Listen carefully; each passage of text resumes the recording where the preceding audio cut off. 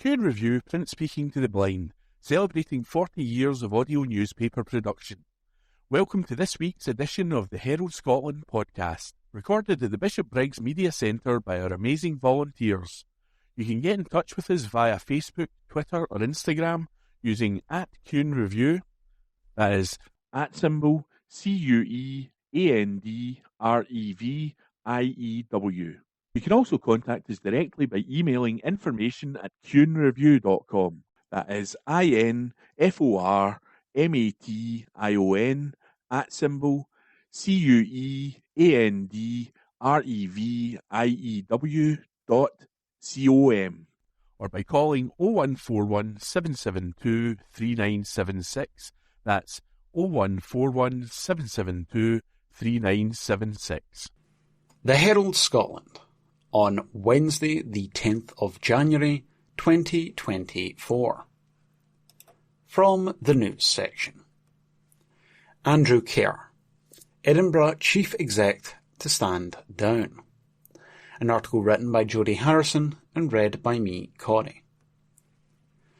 The Chief Executive of one of Scotland's largest local authorities has said he is to step down.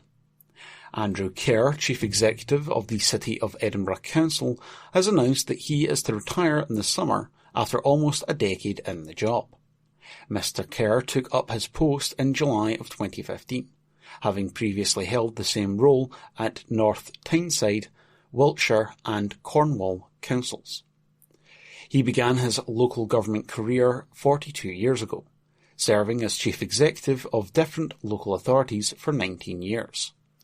In 2021, he was awarded an OBE for services to the public sector in the Queen's New Year's Honour List. The recruitment process to appoint his replacement will begin immediately. Council leader Cammy Day thanked Mr Kerr for his service and his work with Suzanne Tanner KC, who led an inquiry into whistleblowing and reporting abuse in relation to senior social worker Sean Bell, who died in 2020 while awaiting trial for serious sexual offences. Miss Tanner found Bell was protected by an old boys network and called for transformational change within the council structure. Announcing his retirement, Mr Kerr said, "From my first job as an area leisure officer for Falkirk District Council in 1982, I have been hugely proud to dedicate my entire working life to local government and public service. I always said I wanted to finish my career here, and it's been an absolute privilege to work for this fantastic city, particularly during such a challenging and exciting time. I feel fortunate to have worked alongside such amazing colleagues providing vital services for the people of Edinburgh. Of course, there's still much to do, and I will continue to focus on that until I hand over to my successor." Councillor Cammy Day said, "I've enjoyed working with Andrew, both when I was Deputy Leader and now as Leader, and I want to thank him for his hard work over the past 9 years in particular, but also for his 42 years' worth of commitment to public service.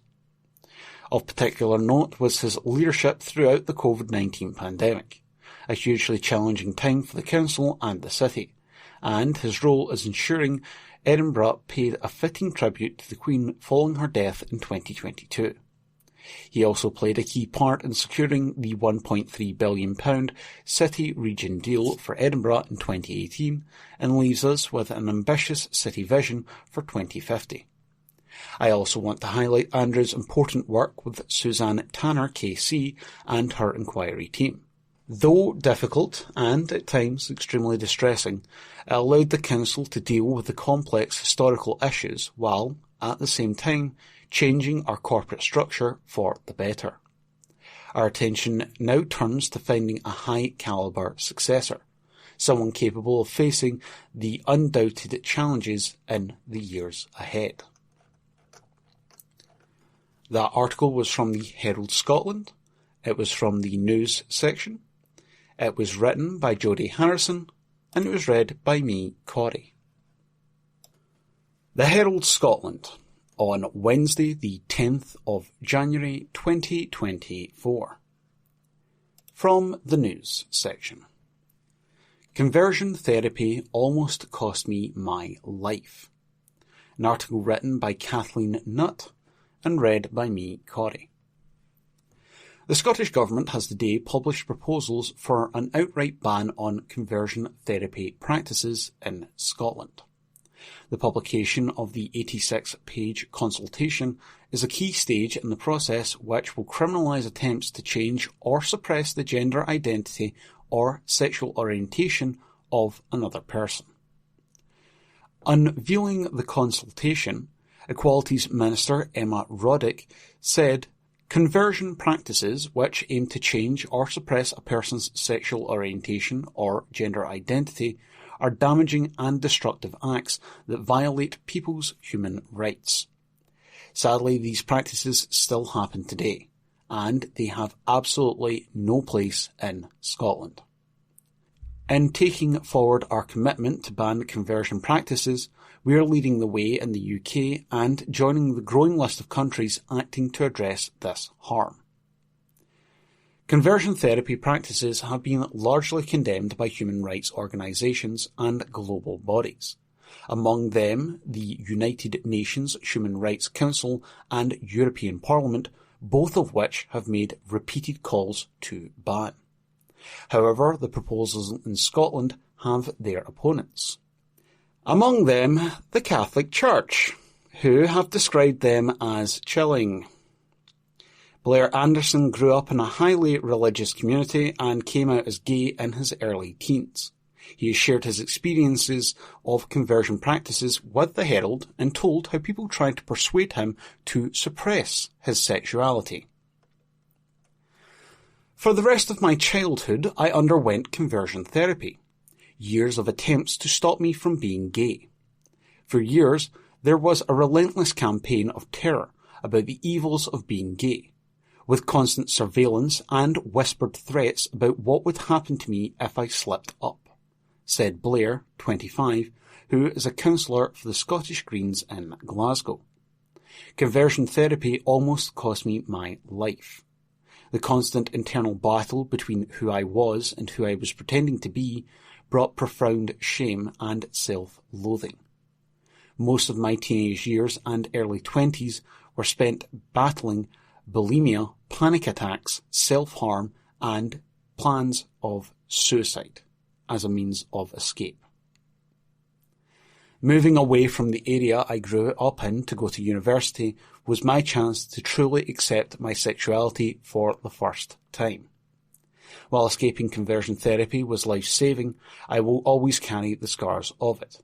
My complex post-traumatic stress disorder will require constant treatment and daily medication for the rest of my life. He added, "Conversion therapy has taken a lot from me, my childhood, my faith, and almost my life. But it has not taken my sexuality from me, and I am grateful for that. It is not possible to change your sexuality or gender identity. These are fundamental and innate aspects of who you are. LGBTQ plus people are not sick, or wrong, or broken. I have been very lucky to build a new life for myself. Not all victims of conversion therapy are that lucky. Not all victims survive. A ban on conversion therapy is Scotland's chance to say clearly to LGBTQ plus people, you are worthy of safety, love and respect, exactly as you are." That article was from the Herald Scotland. It was from the news section. It was written by Kathleen Nutt and it was read by me, Corey. The Herald Scotland on Wednesday the 10th of January 2024. From the news section. HMS Diamond. Destroyer shoots down Houthis drones in Red Sea attack. An article written by Jodie Harrison and read by me, Corey. Royal Navy Air Defence Destroyer HMS Diamond has destroyed multiple attack drones, deployed by Iranian-backed Houthis in the Red Sea, according to Defence Secretary Grant Shapps. The Portsmouth-based Type 45 destroyer working with US warships repelled what Mr. Shapps described as the largest attack yet from the Yemeni-based force. He posted on X, formerly Twitter, quote, "Overnight, HMS Diamond, along with US warships, successfully repelled the latest attack from the Iranian-backed Houthis in the Red Sea to date." Deploying Sea Viper missiles and guns, Diamond destroyed multiple attack drones heading for her, and commercial shipping in the area, with no injuries or damage sustained to Diamond or her crew. The UK, alongside allies, have previously made clear that these illegal attacks are completely unacceptable, and if continued, the Houthis will bear the consequences. We will take the action needed to protect innocent lives and the global economy. End quote. US Central Command said the Houthis had launched a complex attack, and a total of 18 attack drones, 2 anti-ship cruise missiles, and an anti-ship ballistic missile were shot down in the operation, which involved Diamond, US warships, and FA-18 fighter jets. It said the attack was the 26th Houthi attack on the Red Sea shipping lanes since November 19th. It posted on X, quote, "On January 9th at approximately 9:15 p.m. Sana time, Iranian-backed Houthis launched a complex attack of Iranian-designed one-way attack UAVs, OWA UAVs, anti-ship cruise missiles, and an anti-ship ballistic missile from Houthi-controlled areas of Yemen into the southern Red Sea, towards international shipping lanes where dozens of merchant vessels were transiting. 18 OWA UAVs, 2 anti-ship cruise missiles and 1 anti-ship ballistic missile were shot down by a combined effort of FA-18s from the USS Dwight D. Eisenhower, CVN-69, the USS Gravely, DDG-107, the USS Lambon, DDG-58, the USS Mason, DDG-87, and the United Kingdom's HMS Diamond, D-34. This is the 26th Houthi attack on commercial shipping lanes in the Red Sea since November 19th. There were no injuries or damage reported. On January 3rd, 14 countries, including the US, issued a joint statement stating the Houthis will bear the responsibility for the consequences should they continue to threaten lives, the global economy, or the free flow of commerce in the region's critical waterways. Foreign Secretary Lord Cameron told MPs on the Foreign Affairs Committee on Tuesday that Houthi attacks in the Red Sea, which had come in the wake of the Gaza conflict, were unacceptable in one of the most important sea lanes. He said, "No one wants to see escalation of conflict in the Middle East, but it is unacceptable to have the freedom of navigation affected in this way." He said it was important to discuss the various factors behind the escalation in the key shipping route, but said it was hard to know exactly why. They need to be told. This is not a sort of free option. That consequences follow. That article was from the Herald Scotland. It was from the news section. It was written by Jodie Harrison, and it was read by me, Corey. The Herald Scotland, on Wednesday the 10th of January 2024. From the news section. Horizon Post Office Scandal. Ministers under pressure. An article written by Jodie Harrison and read by me, Corey.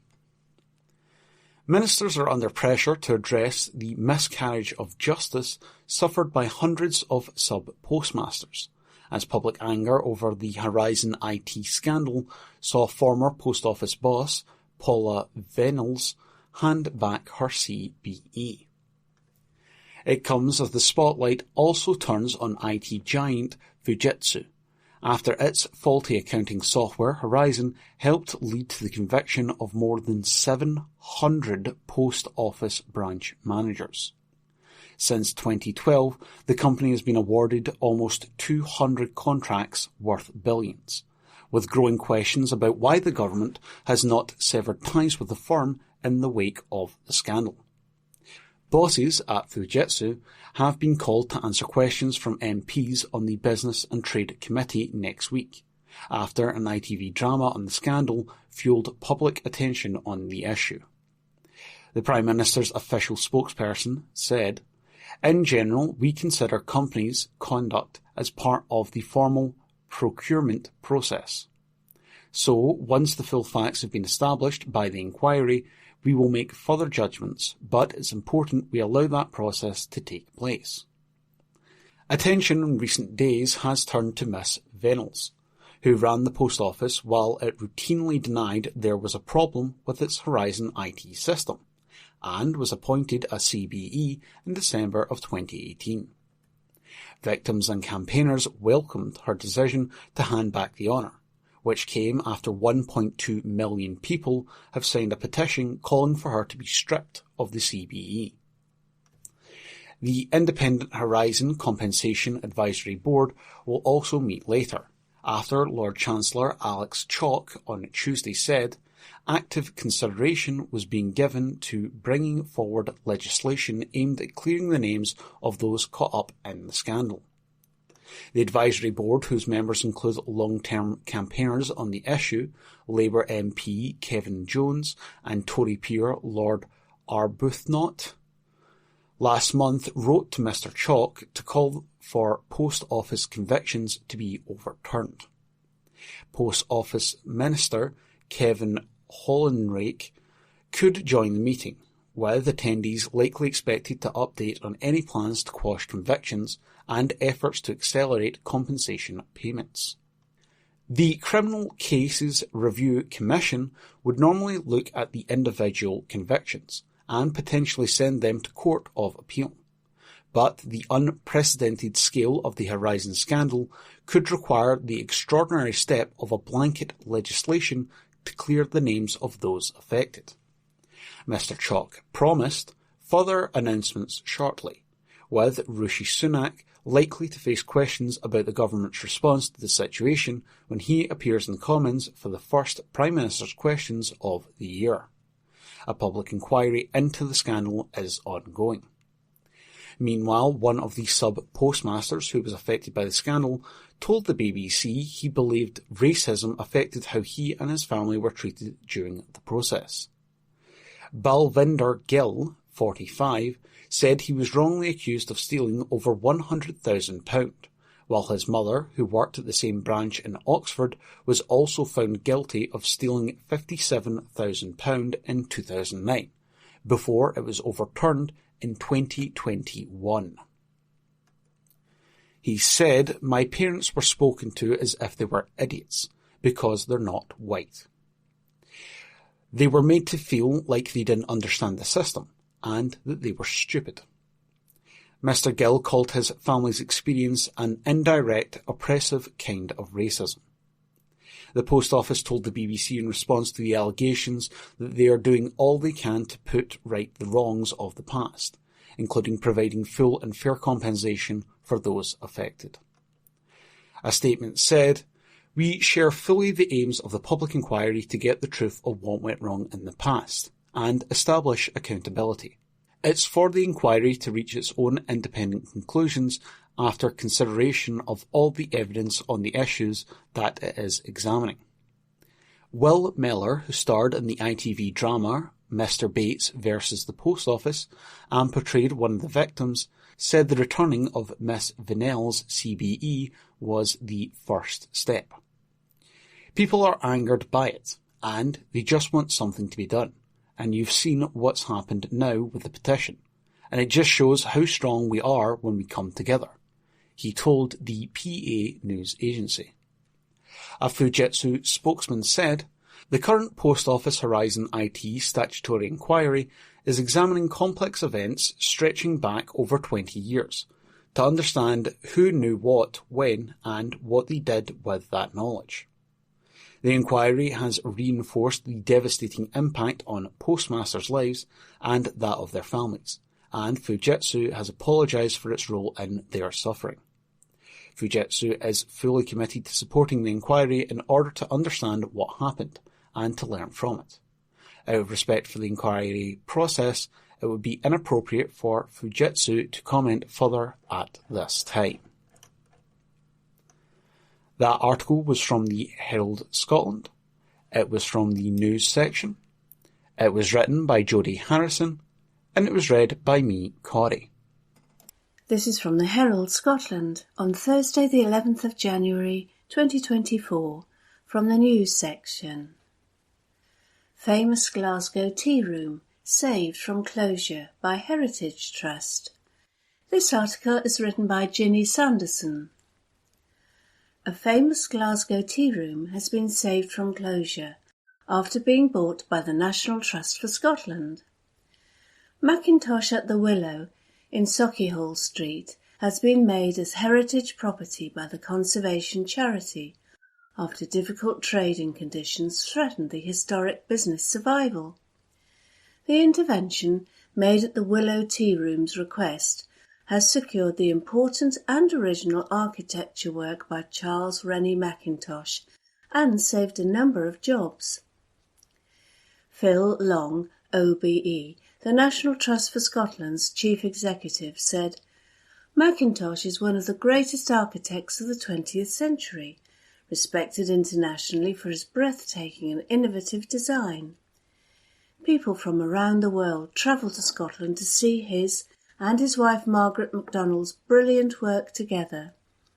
As the custodians of one of Mackintosh's other rare masterpieces, the Hill House, on which MacDonald also collaborated, we see the acquisition of Mackintosh at the Willow as a perfect fit." The National Trust used £1.75 million of its reserves and acquisition funds to secure the property, with additional help from the National Lottery Heritage Fund, the Royal Bank of Scotland, the Architectural Heritage Fund, AHF, Glasgow City Council, Celia Sinclair Thornquist MBE, and her husband Rolf Thornquist. Mr. Long said, "The brilliant restoration by the Willow Tea Rooms Trust, with the support of the National Lottery Heritage Fund and many others, gifted back to the nation an exceptional example of architectural heritage that we are proud to bring into our care." Despite difficulties that were out with the control of the Willow Tea Rooms trustees and the management team, the work they have done with their staff in welcoming visitors, running community learning and outreach, and in providing an exceptional heritage experience is exemplary, and we are certain we can build on their achievements to ensure the long-term sustainability and survival of this wonderful place on behalf of Glasgow and Scotland. I want to pay tribute to the foresight of our board members for their support of our partnership with the Willow Tea Rooms trustees, which has averted the risk of potential closure and safeguarded this vitally important place for the future, and also to our members and supporters, whose generosity over the years has given us the financial means to acquire, secure and protect Mackintosh at the Willow, alongside all of the other historic and natural treasures we care for, on behalf of the people of Scotland. Mr. Long said future prospects for Mackintosh at the Willow are genuinely exciting, alongside plans to restore Sauchiehall Street into a cultural corridor linking world-class institutions and venues. Mackintosh at the Willow dates back to 1903 and was purchased, saved and restored by Celia Sinclair Thornquist MBE and the Willow Tea Rooms Trust between 2014 and 2018. It is the last remaining original of the several tea rooms designed by Charles Rennie Mackintosh, working with his wife Margaret MacDonald for pioneering Glasgow entrepreneur Catherine Cranston.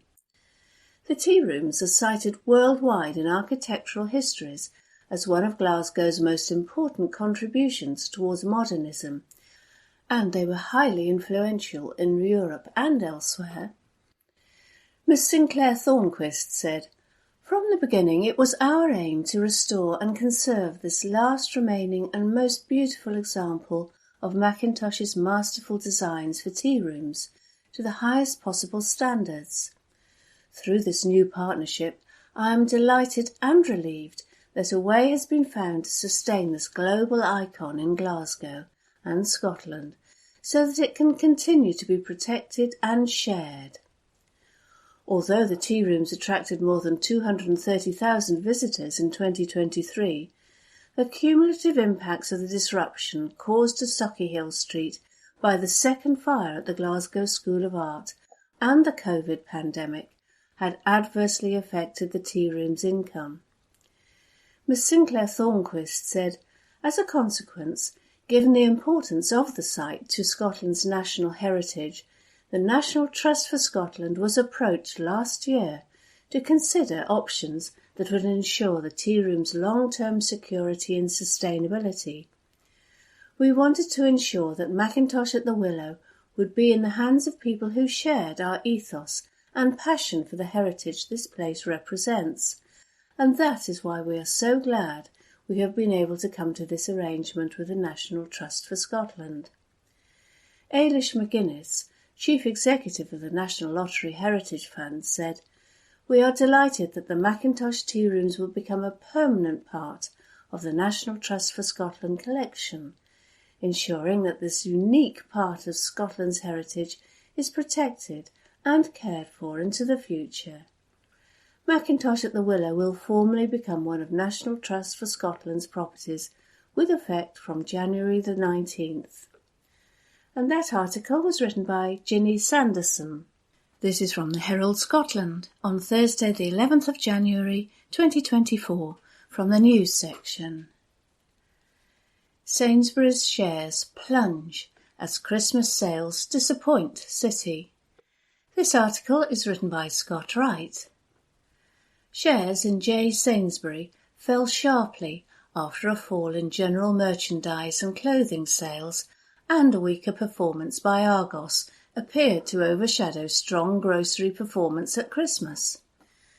Britain's second biggest supermarket group updated the City on festive trading as Chief Executive Simon Roberts responded to questions on potential disruption to supply chains because of attacks on commercial ships by Yemen's Houthi rebels in the Red Sea.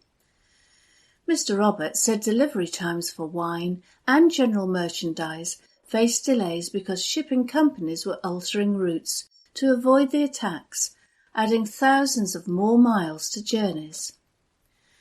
Concerns over supply chains were highlighted as investors sent shares in Sainsbury's tumbling by nearly 6%, despite delivering grocery volume growth ahead of the market for a fourth consecutive Christmas.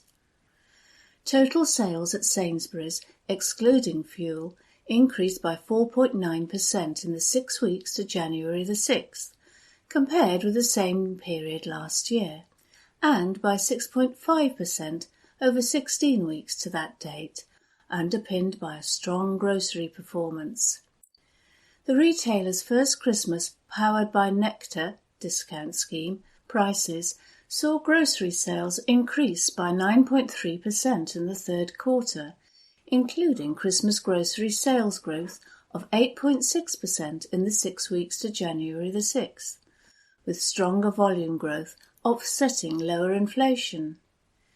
It said Nectar prices were available on more than 6,000 products, which, Mr. Roberts said, had helped customers save an average of £16 on an £80 shop. However, general merchandise sales at Christmas were down 3.7% in the 6-week festive period. That's 1.3% excluding the impact of the closure of Argos in the Republic of Ireland, which the company said reflected a significant benefit to sales last year from the postal strike and strong demand for energy-saving products when domestic fuel costs were soaring. Clothing sales, meanwhile, plunged by 6% over the 6 weeks and 1.7% in the 16 weeks to January the 6th. The company held profit expectations for the year in the region of £670 million to £700 million. Russ Mould, investment director at AJ Bell, said, "Sainsbury's has a food-first strategy, and the big question from its Christmas trading update is whether the management is guilty of neglecting the other parts of the group." Non-food sales were very disappointing, implying that Sainsbury's is either leaving areas like clothing and Argos general merchandise offering to wither away, or it simply isn't pushing the products that people want. Sainsbury's partially blames tough comparative figures from the previous year, yet it does feel as if Argos in particular has been bumped down the list of priorities for the group since Simon Roberts took over as chief executive. Mr. Roberts said, "We've worked hard to really deliver for our customers this quarter and have grown grocery volumes ahead of the market for the 4th Christmas in a row. More customers are choosing to shop at Sainsbury's, recognising our determined focus on value, product innovation and service. This was our first Christmas powered by Nectar prices, helping customers save an average of £16 on an £80 Christmas shop. We delivered our best ever value Christmas roast, and customers bought record numbers of pigs in blankets, mince pies and sparkling wine. Taste the Difference sales grew ahead of the market as families treated themselves." Meanwhile, Mr. Roberts said the company was working to reduce potential disruptions and costs from redirected shipments in the Middle East. He said, "Through the last 3 or 4 weeks, our team have spent time working out how to get the impact to an absolute minimum. The vast majority of container ships are instead going around the Cape of Good Hope, which is making journeys 10 to 14 days longer. We are working on our sequencing of orders to ensure we always have good availability in product areas which can travel through these routes, such as general merchandise and wine. Getting products from across the world is an important issue for the government, so we are on regular calls to make sure we have the latest intel and understand the potential impacts." Last week, fashion retailer Next said stock deliveries and sales could be affected if the attacks continue to disrupt the vital shipping route. Shares in Sainsbury's closed down 6.34% or 19.4p at 286.5p. That article was written by Scott Wright. From the Herald Scotland, Thursday, the 11th of January 2024, from the sports section. Miovski dismisses Celtic transfer talk as he hands Aberdeen big boost, by Mark Walker. Bojan Miovski has handed Aberdeen a huge boost by insisting he's in no rush to leave the Pittodrie side, despite being linked with a big money move to Celtic. The Don striker has netted 15 goals this season, including 4 in Europe, and has been attracting plenty of interest. Celtic have been linked with him, along with Southampton, and clubs in Italy have been mentioned.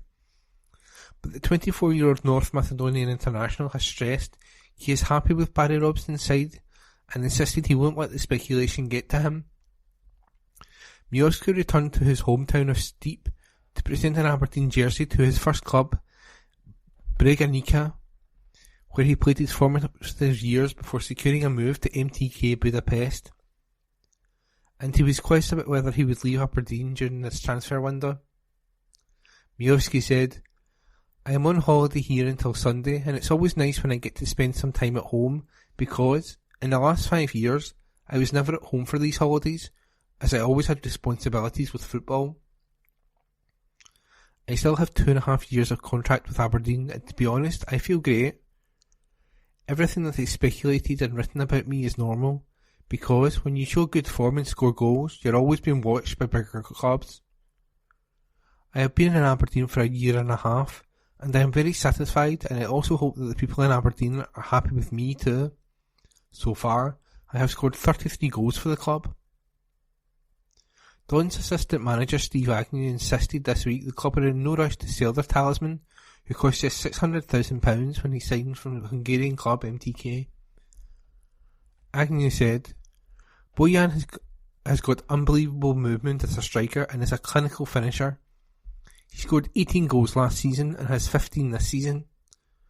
They are very hard to find, a striker that can score goals and has that movement, and obviously he is confident at the minute. He is in a good place and is playing a lot of football, including international football. I'm sure he will have his targets as to how many goals he will score this season, and also to be part of a successful Aberdeen team. And that article was by Mark Walker. From the Herald Scotland, Thursday the 11th of January 2024, from the Arts and Entertainment section. Best of Scotland, 10 of the best Burns Night events to enjoy across Scotland. Article by Ailsa Sheldon. Dressing up or staying close to home, a full ceilidh or a quiet dram. However you like to celebrate Rabbi Burns, we have the event for you. By the end of the dark nights of January, we'll all deserve a wee party and a bit of poetry. Our carousing bard would surely approve. Mary Coulter House. This is surely the most atmospheric setting for a Burns supper in Scotland. The ancient halls of Mary Coulter House in Aberdeenshire invite you and your old acquaintances to dine and dance this January to celebrate Burns and perhaps imagine all the great hoolies held in the house's history. Included in your ticket is an arrival cocktail, a 4-course supper with a dram and poetry, and then a proper knees-up ceilidh with the Hip Flask ceilidh band. Tickets £69. Events at marycoulterhouse.com. The bard would be amused. Aberdeen's fine dining hotspot Amuse by Kevin Dalglish is coming up with Glenfiddich whisky to host a Burns supper to remember on Friday, January the 26th. Dalglish will create a special 5-course menu featuring the very best of local produce, and Glenfiddich's whisky ambassador Mark Thompson will pair each course with a tasty dram. £120 per person. Amuse-restaurant.com. To book, call 01224 611 909. Burns and Beyond, Edinburgh. A wee festival that punches high, Burns and Beyond returns to Edinburgh with a celebration of love, hope and kindness for 2024. Headliners this year are the incredible acoustic and electronic music composer Anna Meredith on the 27th of January, and singer-songwriter and Mercury Prize nominee Nadine Shah on the 28th, both performing at the Assembly Rooms. On the 26th, enjoy a brilliant collaboration with the National Museum of Scotland for a museum late Big Burns ceilidh. Tickets from £20. burnsandbeyond.com/events. Celtic Connections Burns Supper. Celtic Connections contributes so much light and life to Dark January every year. It's no surprise the festival has a cracking night out planned for Burns. The halls of Kelvin Grove will be filled with Burns songs, with Fiona Hunter and Sean Gray plus special guests to be announced. Guests will also enjoy a traditional haggis supper, followed by Cranachan and, of course, a dram of Lockleigh whisky too. Tickets £56. celtic-connections.com/event/1/Celtic-Connections-Burns-supper. Wit and Whisky at Prestonfield. Why not celebrate the bard and opulent surroundings of Prestonfield House? Prestonfield's annual Burns Supper will be raising funds for Prostate Scotland in an evening of wit, wine, whisky and wisdom. After a welcome drink, guests will sit down to a fine traditional 3-course dinner and a programme of music, poetry and comedy, with one of Scotland's favourite funny women, comedian and author Janie Godley, ensuring the lassies are well represented. Tickets £85. prestonfield.com.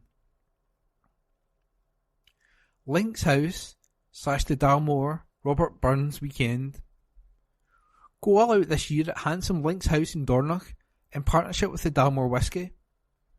On a 2-night luxury break, guests will stay in sumptuous suites and enjoy an evening of cocktails, canapes and a 6-course Burns supper led by Craig Swindle. The Dalmore Global Specialist knows, with poetry and live music aplenty. Other treats in store include a haggis hunt at the Highland Shooting Centre and a whisky tasting experience at the Carnegie Whisky Cellars.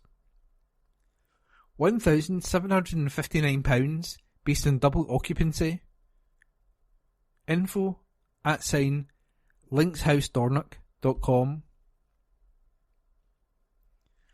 Luckin Booths. Spend Burns Night on the Royal Mile with a 5-course feast at Luckin Booths. Enjoy a dram or a glass of fizz while the piper plays. Then sit down to our broth smoky Cullen skink. Haggis, properly addressed of course. Steak with gratin and whisky sauce, and honey and whisky cranachan. A real feast at a very fair price and all taking place on January the 25th and 26th. £45 per person. Luckin Booths Edinburgh.co.uk/Burns-night. Burns Nicht at Hame. Staying in? Let Woodmill Game in Fife stock your fridge. In their ultimate Burns box you'll find a traditional pork and beef haggis with a homemade whisky sauce, as well as venison and haggis sausages, a wild venison cottage pie and plenty more besides. Pair this with a dram of Burns malt from the Isle of Arran distillers, brewed just over the water from the Burns Ayrshire birthplace. A light and fresh malt with notes of citrus is a perfect match for haggis. Burns box, £67.50, woodmill.game.co.uk. Arran whisky, £30.95, masterofmalt.com. Ondine Plus /Tom Brown. Kicking off a year of guest chef appearances, Edinburgh's top seafood restaurant Ondine Oyster and Grill will welcome celebrity chef Tom Brown to the pass for a one-night Burns Night spectacular. Tom Brown rose to prominence as a head chef at Outlaws at the Capitol and as a finalist in the Great British Menu 2017. Today, he runs his own Michelin-starred restaurant, Cornerstone, in London. He is joined by chef patron Roy Brett for one night only. The menu is still under wraps, so keep an eye on the website for tickets. ondinerestaurant.co.uk. Tales of the Pioneer Spirit, Hawksmoor /Berry Bros, Burns Night Dinner. A very special evening for whisky lovers is planned this year in Hawksmoor's iconic private dining space, the Telling Room. Over a spectacular 4-course feast, guests will have a chance to try the off-bottlings in Berry Bros. Collective number 1, The Pioneers. This collection celebrates 10 distilleries that are pioneers of sustainability, all with incredible stories to tell and which will be shared on the night. Slange Mahath. Tickets £75, eventbrite.com. And that list was compiled by Ailsa Sheldon. This is from the Herald Scotland on Friday the 12th of January 2024 from the news section. Cash use in Scotland continues to drop despite government moves. Exclusive by Martin Williams, senior news reporter. The amount of cash being withdrawn from ATMs in Scotland has slumped by more than a third from pre-pandemic levels as the number of free-to-use machines fell. New figures show that a total of £7.649 billion was withdrawn at ATMs by Scots last year, although the average person was withdrawing more on every visit. Link analysis shows that withdrawals fell by 35.42% from £175.69 million in the pre-COVID year of 2019 to £95.89 million in 2023. The figures also show that Scots made an average of 15 visits to cash points, withdrawing an average of £1,674. But over the same period, the number of free-to-use cash machines dropped to 38,480 across the UK, down from 40,869 at the end of 2022. There were also 9,921 charging ATMs in December 2023, down from 10,384 a year earlier. It comes despite new legislation introduced by the UK Government through the Financial Services and Markets Bill, which aimed to ensure a minimum level of free access to cash and became law in June. The UK Government described it as a landmark bill to regain the financial services rulebook. When the bill received royal assent, ministers said it protects free access to cash in law. His Majesty's Treasury was set minimum distances for cash withdrawals and deposits, which were to be monitored and enforced by the Financial Conduct Authority, FCA. With its new powers, the FCA could stop banks and building societies from closing cash access services if there is no suitable alternative within a reasonable distance.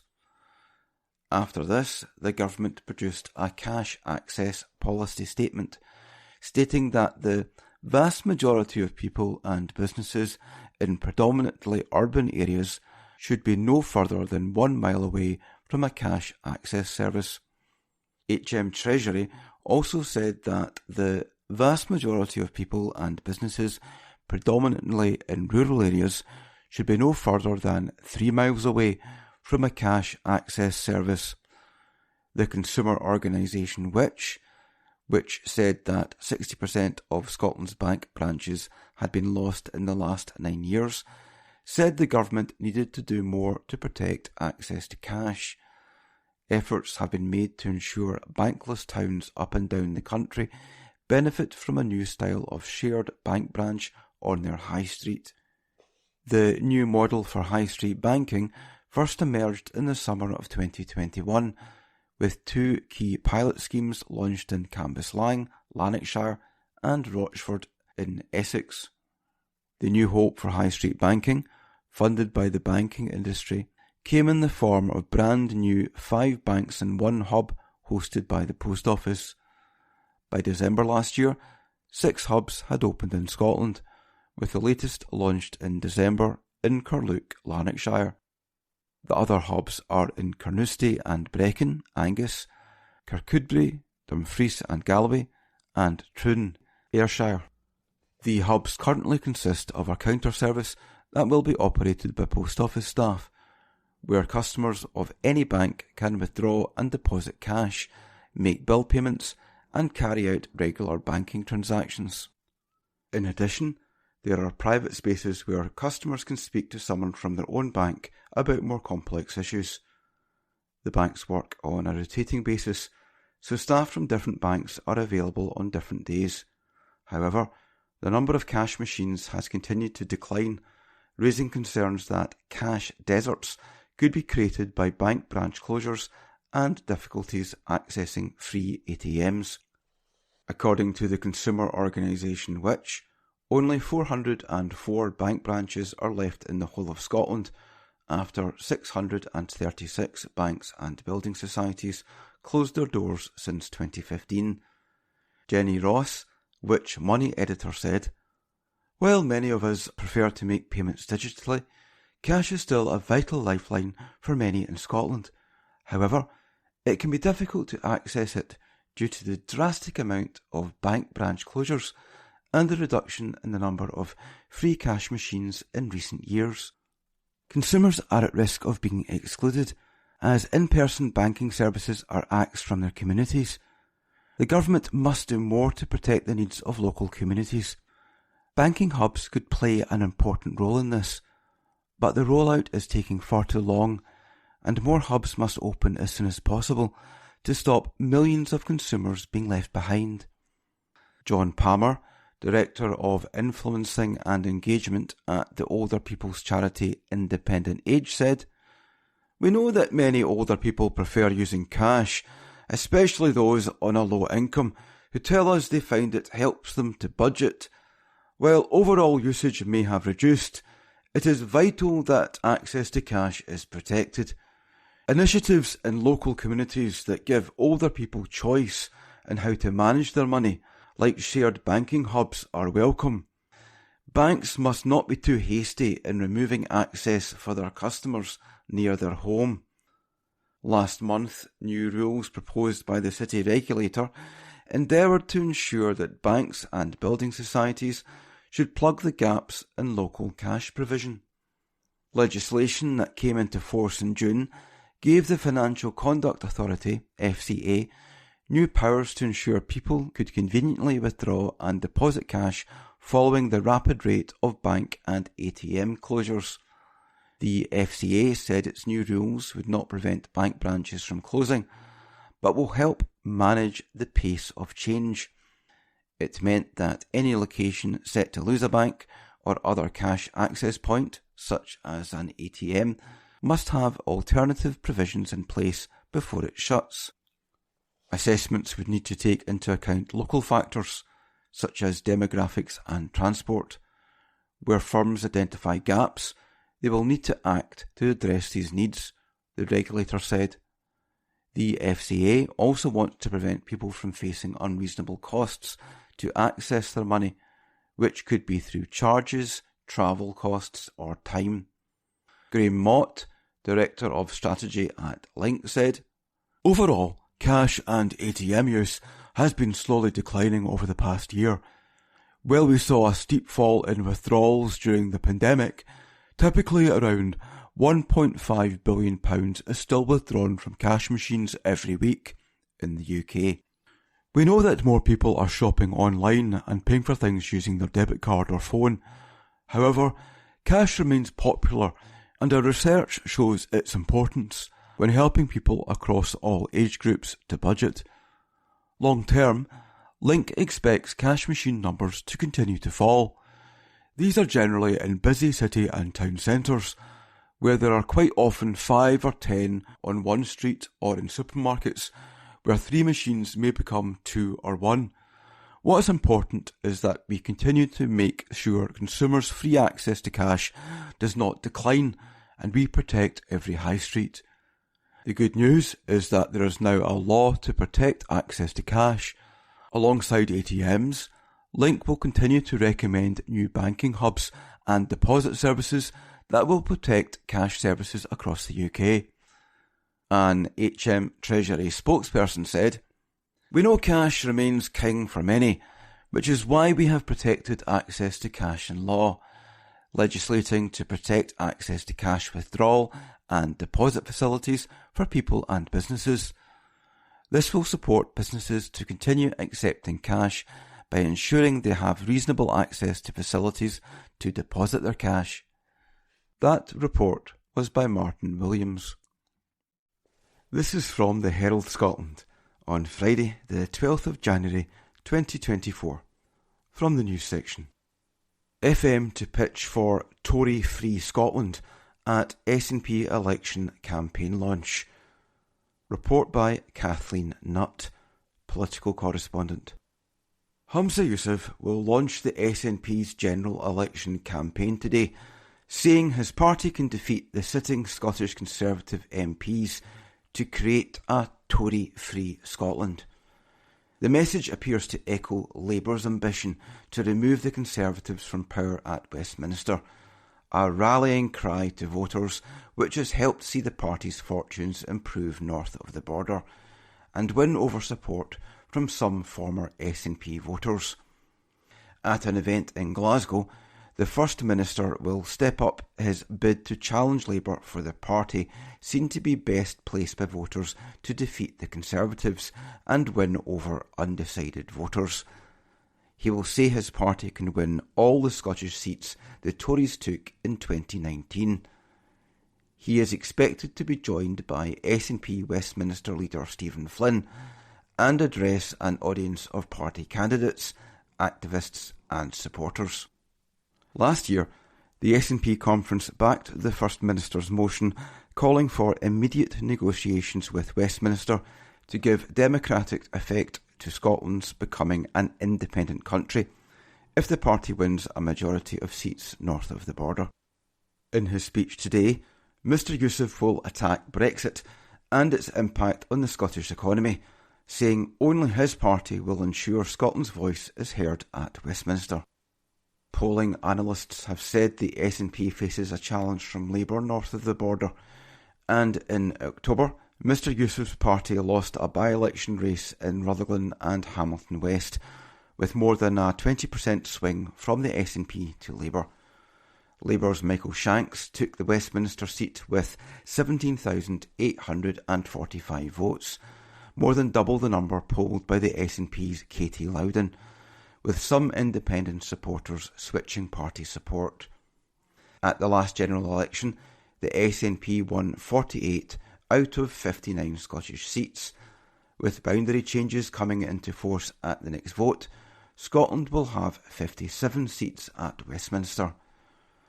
Mr Youssef is expected to say, "The first step we take towards a brighter future must be to kick the Tories out. Let's be absolutely clear here. Rishi Sunak is finished. The Tories are done, thank goodness. The damage they have caused to Scotland is unforgivable, and this year we must take the opportunity to kick them out of Scotland completely. The SNP is by far the best placed party to do that. In every Tory-held seat in Scotland, we are the party in second place. Today I am setting an ambition for the SNP to wipe the Tories from Scotland's electoral map by winning all 6 of those Tory seats. That is a big ask, but I don't believe you go into elections unless you're willing to be ambitious. It's also the case that in more than half of the SNP-held seats, it is the Tories who are in second place. So to people right across the country, our message will be very clear. Vote SNP for a Tory-free Scotland." Scottish Conservative Chairman Craig Hoy said, "The Scottish public are sick and tired of the independence-obsessed SNP ignoring their real priorities, such as the economy and Scotland's ailing public services, and trying to turn the next election into a de facto referendum on separation. Voters know that the only way to shift the focus onto the issues that matter to them and shut the door on Humza Yousaf's independence plan for good is to unseat SNP MPs. As Humza Yousaf points out, in swathes of constituencies across the country, only the Scottish Conservatives can do that." Today will be Mr Yousaf's second major speech this week, as it attempts to get his party on an election footing. On Monday he sought to win back Yes supporters with a message that independence would raise living standards and productivity. During his address at the University of Glasgow, he made comparisons between the SNP, Labour and the Conservatives, including on the EU and migration, and released plans for industrial policy in an independent Scotland. He also drew heavily from a report by the Resolution Foundation, which found that if the UK closed its income and inequality gaps to the same level as similar economies, namely Australia, Canada, France, Germany and the Netherlands, households would be £8,300 better off. He told the audience, "If we use the same analysis for countries that are similar to Scotland, such as Denmark, Ireland and Finland, the difference for the typical Scottish household would be even greater. They would be £10,200 better off. That is the prize of independence. Not to match the performance of those independent countries overnight. No one is saying that. But to start catching up so Scotland's level of prosperity becomes more normal, more like that of comparable nations. It is the UK that is the outlier. While Scotland has extraordinary resources and key economic strengths, Mr Yousaf said the UK economy is one of low growth, low productivity and chronic inequality." He also launched an attack on the two main Westminster parties, kicking off a year likely to be dominated by electioneering.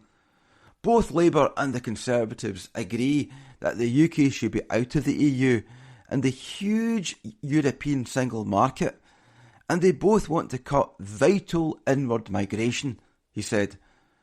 His speech followed a similar event held by Sir Keir Starmer, the Labour leader, last week.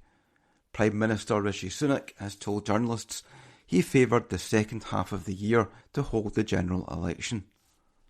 That report was by Kathleen Nutt. From the Herald Scotland, Monday the 15th of January, from the news section. Caroline Glachan, 2 murderers given life sentences. Article by Jenny Sanderson. 2 men who murdered a teenage girl in Scotland almost 30 years ago have been jailed for life. Robert O'Brien, Andrew Kelly and Donna Marie Brand were found guilty of killing O'Brien's 14-year-old girlfriend Caroline Glachan in August 1996 after a 10-day trial at the High Court in Glasgow last month. The jury heard the trio had arranged to meet Caroline at a bridge near the towpath beside the River Leven between Renton and Bonhill in Western Bartonshire on August 25th that year. They repeatedly punched and kicked her and threw bricks or similar items at her, causing blunt force trauma to her head and body, the court heard. She was pushed or fell into undergrowth and her body was discovered in the river at place of Bonhill, Renton, later the same day, which was her mother's 40th birthday. O'Brien, 45, and Kelly, 44, were jailed for life when they appeared for sentencing at the High Court in Glasgow on Monday, January the 15th. Brand, 44, was unable to attend the sentencing hearing as she was in hospital with a respiratory infection and was sentenced in March, the court heard. O'Brien was ordered to serve a minimum of 22 years behind bars, whilst Kelly was handed a minimum of 18 years. Sentencing them, Judge Lord Braid described the murder as brutal, depraved and above all wicked. He said O'Brien was the main perpetrator and used extreme violence on the 14-year-old. While Kelly played a lesser role, the judge said he was also involved in inflicting murderous violence on the teenager. Lord Braid said, Caroline was a lover of life, but due to both of you, Caroline has been deprived of the opportunity of living that life, becoming an adult, having children, fulfilling the potential she had. You have taken a daughter from a loving mother. Mrs. McKeith has spoken of the pain that Caroline's death has caused, the void her death has left that will never be filled. She has been deprived of seeing the woman that Caroline would have become. No sentence that I pass could possibly make up for what she has lost. Addressing O'Brien, Lord Braid said, Nobody who heard the evidence of the pathologist Dr. Marjorie Turner could fail to be sickened by her descriptions of the injuries caused by you. He said O'Brien arranged to meet the teenager, but, on arrival along with Brand, Kelly and 2 young children they were looking after, Miss Glachan would have realised it was not a romantic encounter, but that the teenagers had come mob-handed intending to assault her. He told O'Brien, You then carried out a murderous assault on Caroline. Then, having assaulted her and left her unconscious, you left her face down in a river where she may have died from the injuries inflicted on her. She died from drowning. Addressing Kelly, Lord Braid said Kelly threw rocks at Caroline and must also expect responsibility for leaving her in the river. He also highlighted the murder was committed in the presence of 2 young children. During the trial, Caroline's mother, Margaret McKeith, said her daughter was infatuated with O'Brien, but she did not approve of the relationship as he was a few years older. Mrs. McKeith said her daughter had previously disclosed that O'Brien had lifted his hands to her. Caroline's childhood friend Joanne Mingus, now 42, told the court O'Brien had threatened to kill Caroline for kissing another boy, and said she had seen O'Brien bully the schoolgirl on more than one occasion. Dr. Marjorie Turner, a forensic pathologist, told the court the 14-year-old was still alive when she went into the water, and the ultimate cause of death was drowning. Prosecutor Alex Prentice KC said the evidence given by a boy named Archie Wilson, who was 4.5 years old at the time of the murder, during the 2-week trial was pivotal to the case. Speaking outside court after the 3 were found guilty in December, Mrs. McKeith said it was a great day to see her daughter's killers convicted. She said, This is a day we never thought would happen. It will not bring her back, but at least we know who was responsible and is serving time because, for the last 25 years, They've had their Christmases and birthdays, but my Caroline has been in the ground. And that article was by Ginny Sanderson. This is from the Herald Scotland on Monday the 15th of January 2024. From Voices section. Keir Starmer U-turns don't sit well with Scotland. Article by Alison Rowett, senior politics and features writer. On BBC One's Sunday with Laura Kuenssberg, the producers have taken to opening the programme with the two main guests sitting opposite each other. It is meant to be the politics show equivalent of a boxing weigh-in, when fighters go toe-to-toe and try to trash-talk an opponent into losing their cool. Thus far, no politician has been daft enough to do so. But the setup is revealing in its own strange way. It is an opportunity for banter, for showing that someone can think on their feet, is at ease with themselves. So it was with David Cameron and Sir Keir Starmer, one man who had been Prime Minister and one who wanted to be. Asked if he had any tips for Sir Keir, Cameron said, "Plenty, get a plan."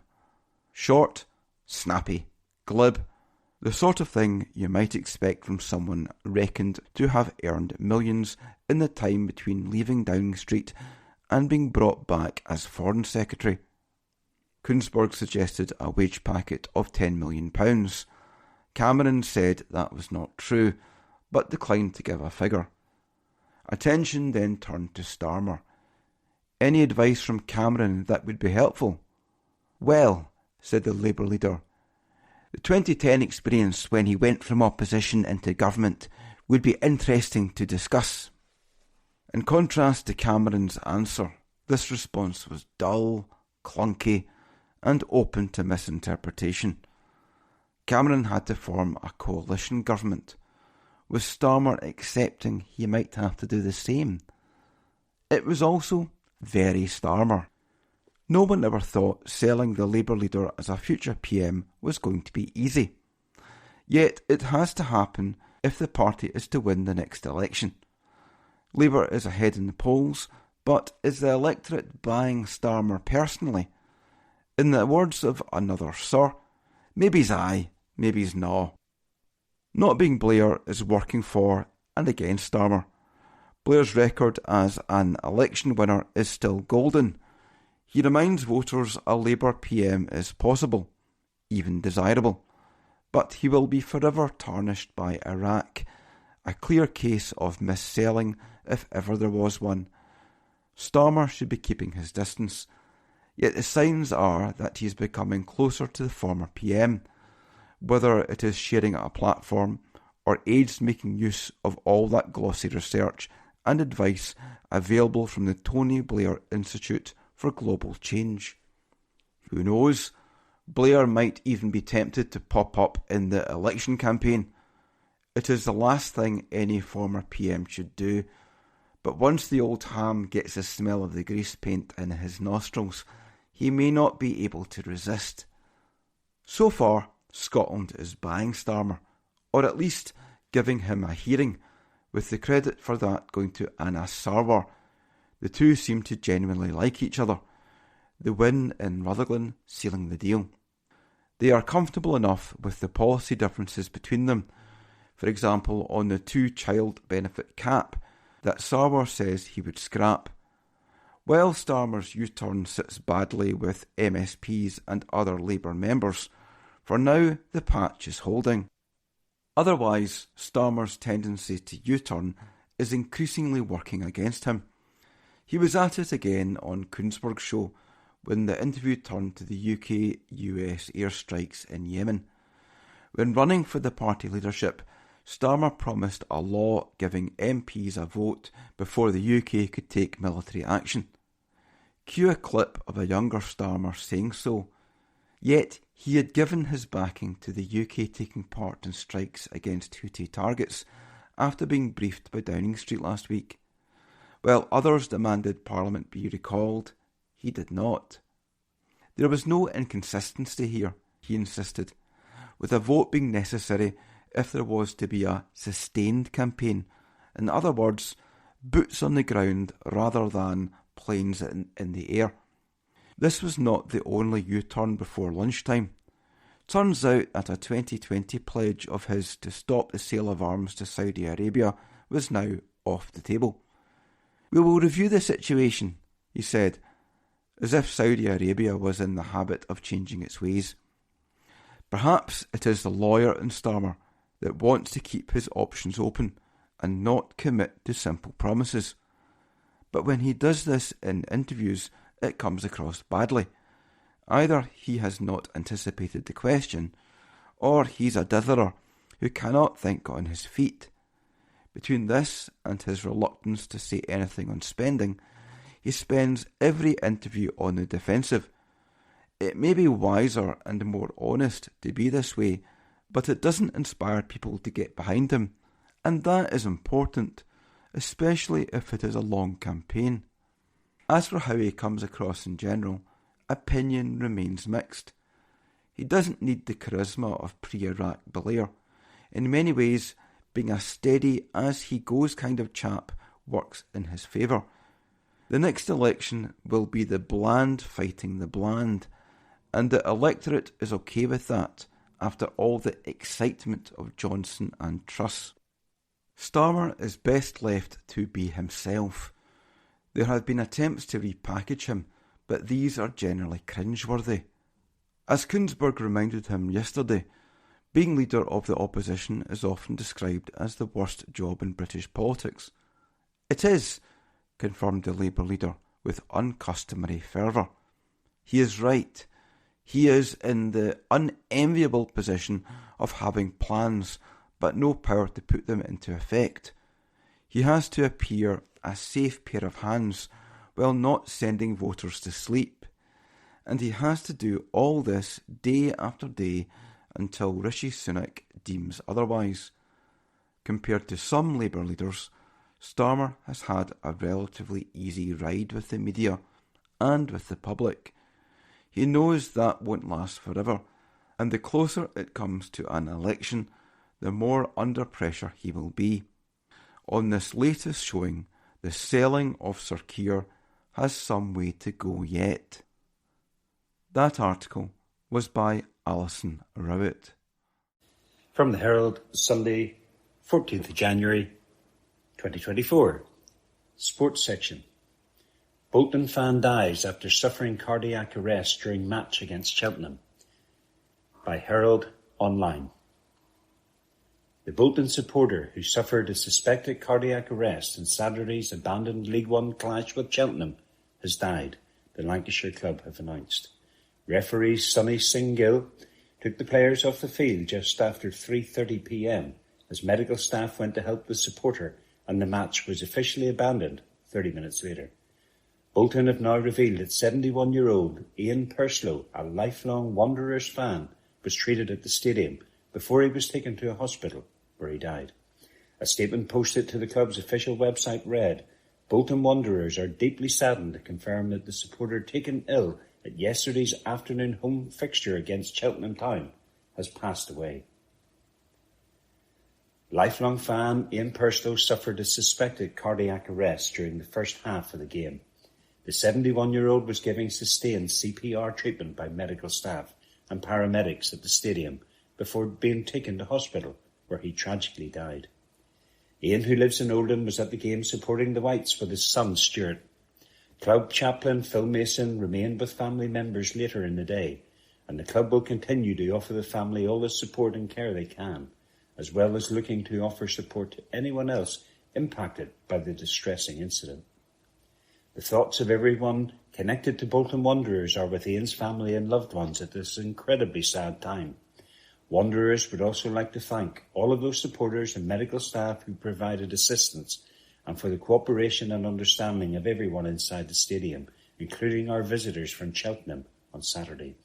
Tributes to Mr Purslow were planned for Wanderers Tuesday night FA Cup third round replay at home to Luton, while the Cheltenham League One fixture will be rearranged in due course. A Cheltenham statement read, "Cheltenham Town Football Club are deeply saddened to learn of the passing of the supporter who was taken ill at yesterday's away fixture against Bolton Wanderers. The thoughts of everyone at Cheltenham Town are with Ian's family, loved ones and the Bolton Wanderers community at this deeply sad time. The club would also like to thank the travelling supporters at the game for their cooperation and understanding following the distressing incident. That article was by Herald Online.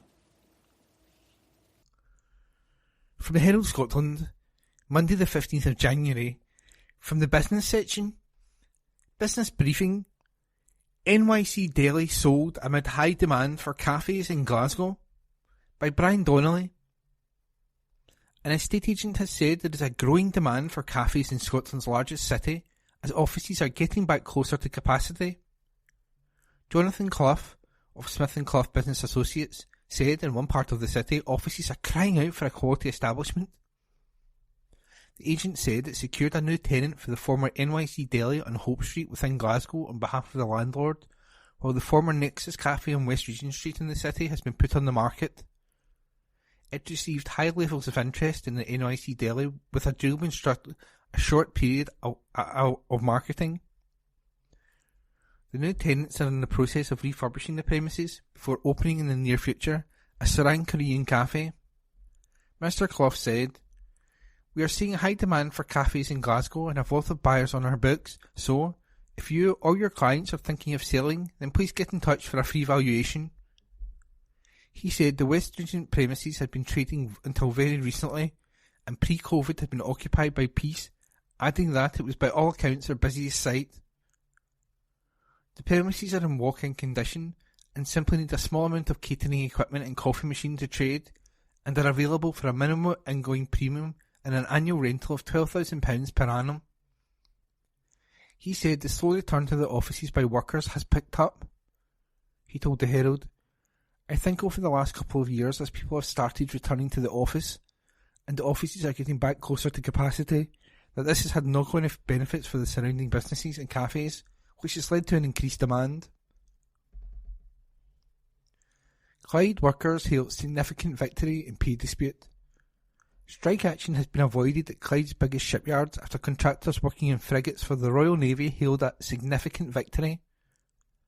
A pay rise of £3.05 per hour has been secured for more than 30 members of the trade union who are employed by CBL cable contractors at the BAE Systems governing Scotstoun Yards in Glasgow. And that article was by business correspondent Brian Donnelly. This is from the Herald Scotland of Tuesday the 16th of January 2024 from the business section. Hundreds of Scottish Government staff pay lower tax rates in England. This article is by Tom Gordon. Hundreds of Scottish Government employees are registered as taxpayers in England, meaning they don't face the higher income tax bills paid by the public they work for. The Scottish Tories said it was embarrassing and telling that almost 1 in every 50 members of staff in the administration was subject to the arrangement. In response to a Freedom of Information request, the Scottish Government said that 280 of its 16,435 civil servants lived in England, and that all 280 paid English tax rates. Tax status is based on a person's residency, not where their employer is based, meaning Scottish Government staff living in England automatically pay English tax rates. However, the Tories said it was a humiliating rebuke to ministers and a portent that high tax could lead to others saving money by living just over the border. Scottish workers earning more than £28,850 pay more income tax than counterparts in the rest of the UK because of frozen thresholds and higher rates, with someone earning £50,000 in Scotland paying £1,500 more than their equivalent in England. SNP Finance Secretary Shona Robinson also introduced a new advanced income tax rate in her draft Scottish budget last month, aimed at high earners. The 45% rate will apply to earnings between £75,000 and £125,140 from April, compared to the same earnings being taxed at 40% in England. The Scottish Government says the more progressive system is fairer in its own right and pays for services only available in Scotland, such as free university tuition fees. Tory MSP Liz Smith said the widening tax gap was a disincentive to high earners and potentially undermined business investment and economic growth. She said it is embarrassing and telling that so many Scottish Government staff should be paying the rate that applies south of the border to avoid the punitive tax imposed by the SNP. While it is entirely understandable that those with valid grounds for doing so, for example, if their family home is in England, should choose to avoid the extra tax imposed by the SNP, it is also a humiliating rebuke to their employer. After the latest tax hikes in Shona Robertson's budget, it would be no surprise if more people in the south of Scotland moved house to Berwick or Carlisle to avoid being clobbered further. These figures are a portent of the growing behavioural change that we can expect in the wider workforce because the SNP government continue to make it more expensive to live here. These huge extra costs for middle earners actually bring in a tiny proportion of the SNP's funding shortfall, but they risk driving away the doctors, dentists, business people, engineers and others that are crucial to Scotland's economic health. A spokesperson for Ms Robertson said, "We will take precisely 0 lessons from the Tories on tax policy. Their credibility rating was downgraded to junk status the moment they demanded we copy Liz Truss's disastrous tax policies, which wiped billions from the economy, endangered our pension funds, and pushed up mortgage interest rates. Official statistics show that thousands more people have moved from Tory-run England to SNP-run Scotland than vice versa in the last few years, and no wonder. Thanks to the SNP's progressive tax decisions, the majority of people in Scotland pay less income tax than they would elsewhere in these islands, and average Scottish council tax bills are also hundreds of pounds lower than south of the border. That article was by Tom Gordon. This is from the Herald Scotland of Tuesday, the 16th of January 2024, from the business section. Scotch whisky boosts UK economy by £7.1 billion. This article is by Sarah Campbell. Figures have shown that the Scotch whisky industry contributes £7.1 billion to the UK economy in 2022. The new report by the Scottish Whisky Association, SWA, has also revealed that the industry supports 66,000 jobs across the UK, of which 41,000 are in Scotland, and is responsible for generating £3 in every £100 of Scotland's gross value added. That's a GVA. Scotch whisky is reportedly the second most productive sector in Scotland, ranked only behind energy, including renewables. Mark Kent, Chief Executive of the Scotch Whisky Association, said the Scotch whisky industry has once again proven its economic significance to the UK domestically and on the world stage, and these figures highlight the importance of backing a key sector for productivity, exports and employment. Data shows that 75% of the total GVA of the Scotch whisky industry is generated in Scotland, equal to £5.3 billion annually. This is helped by legislation that requires all Scotch whisky to be distilled and matured for at least 3 years in Scotland, and all single malt Scotch whisky to be bottled in Scotland. Wellbeing Economy Secretary Neil Gray said, "The Scotch whisky industry is extremely valuable to the Scottish economy in terms of production and exports, and increasingly also for tourism and hospitality. It supports thousands of jobs, including in rural areas, and is a success story at home and internationally. Scotch whisky is a world-renowned brand and our leading single food and drink export product.